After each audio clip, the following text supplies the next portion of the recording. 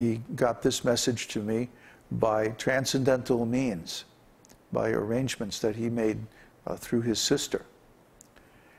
And so I took this message very, very seriously, even though I was unable to execute it immediately. Nevertheless, this instruction acted because of its potency. And now, 25 or 30 years later, here we are, fully engaged in that service by the direct personal instruction of Śrīla Prabhupada. This is very similar to when Śrīla Prabhupada met his spiritual master, Bhaktisiddhanta Saraswati Thakur. On their first meeting, Bhaktisiddhanta instructed Śrīla Prabhupada to preach the message of Lord Chaitanya in the English language in the Western countries. And even though Śrīla Prabhupada at first couldn't imagine how this would be possible, in fact, his response to Bhaktisiddhanta was, how are people in the West going to listen to anybody from India when India is in a dependent position, being the colonial subjects of England? So at first he even doubted that this was possible. Yet, after some years, Śrīla Prabhupada accepted initiation from Bhaktisiddhanta, and then later on, after Bhaktisiddhanta's disappearance, he took sannyas, left his family life, and adopted the lifestyle of a traveling preacher.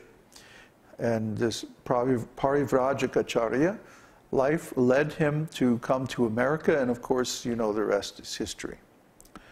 So Śrīla Prabhupada achieved this great success because somehow or other, despite so many obstacles and delays, he followed the order of his spiritual master. The order of the spiritual master is extremely powerful and transcendental.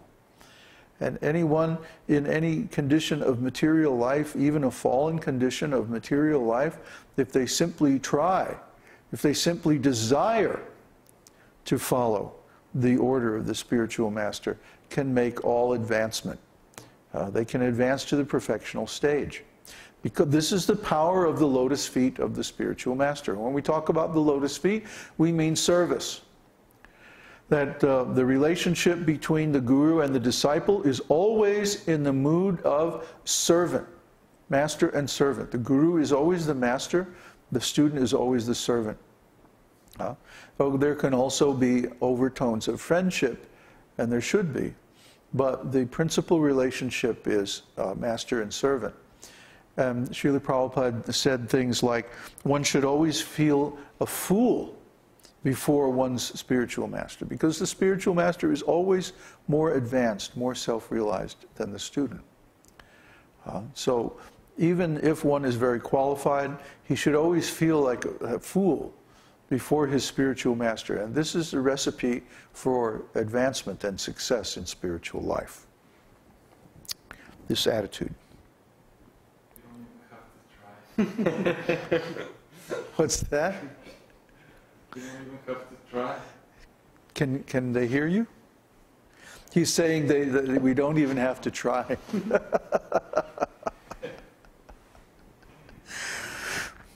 A person's achieving perfection in devotional service simply by the causeless mercy of the Lord is explained in Śrīmad-Bhāgavatam in connection with the Brahmanas and their wives who were engaged in performing yajna, or sacrifice.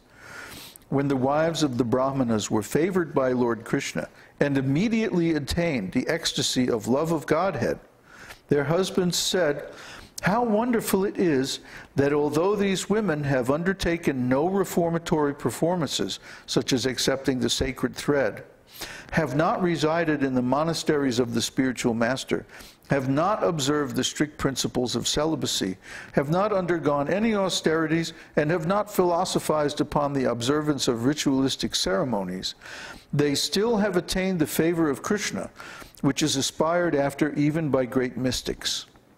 How wonderful it is that these women have attained such perfection, while we, although Brahmanas who have performed all the reformatory activities, cannot attain to this advanced stage." you know, the story that Kṛṣṇa and Balaram were wandering with the cows in the forest of Vrindavan, and they came near to Mathura. And in that place, there was a village where there were a bunch of brahmanas of the ritualistic type engaged in sacrificial performances. Technically, they're called smarta brahmanas.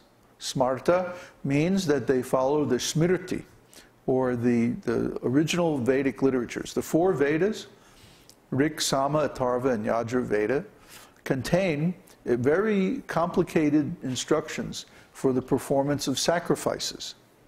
And a brahmana who follows these instructions, because they come from smriti, is called smarta. So the smarta brahmanas, they perform many, many rituals, very complicated mantras, and extensive sacrificial performances and like that. And their hope is to gradually raise themselves to higher and higher states of self-realization. So anyway, the cowherd boys, Kṛṣṇa and Balaram, and the cows were nearby, and Kṛṣṇa felt hungry. So he sent Balaram to ask these brahmanas if they could please send some prasadam. And the brahmanas were like, you know, don't bother us now, boy. We're in the middle of our very important sacrificial performances here. Huh?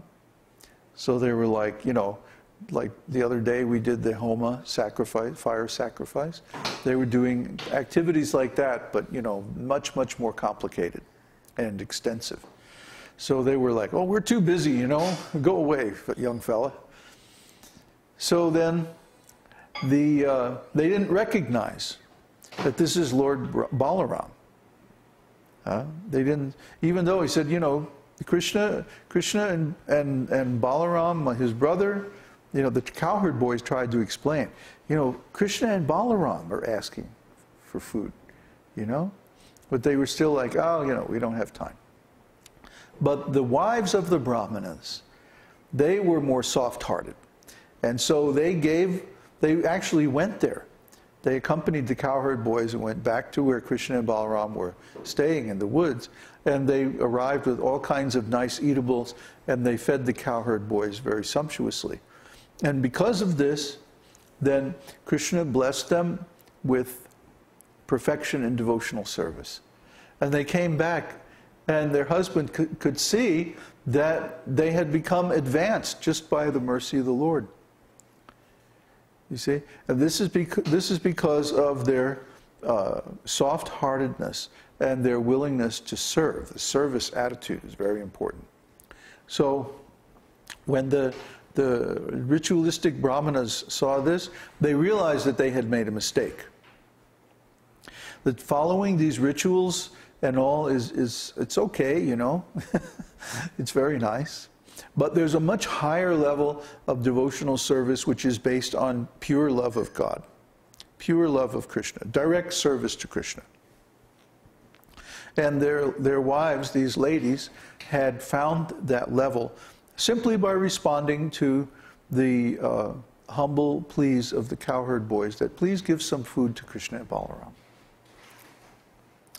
So you see, the ritualistic performance of Vedic sacrifices is good, but it's not enough to raise us to a pure devotional service platform. We need direct service to Kṛṣṇa. And this is given by the spiritual master who engages the disciple in activities that result in rasa, bhava, and all these different advanced devotional states.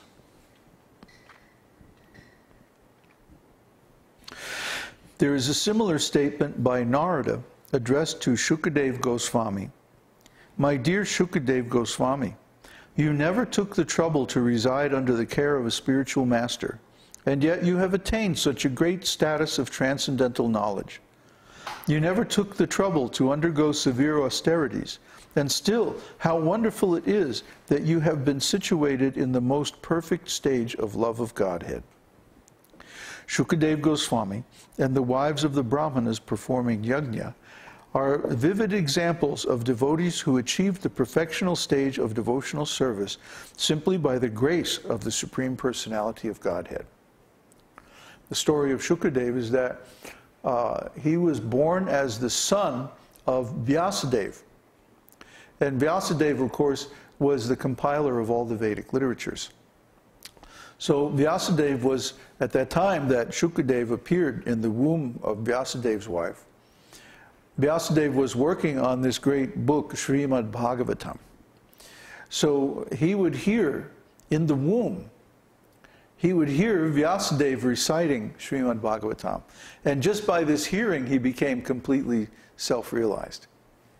That he had already attained Brahman realization in a previous life.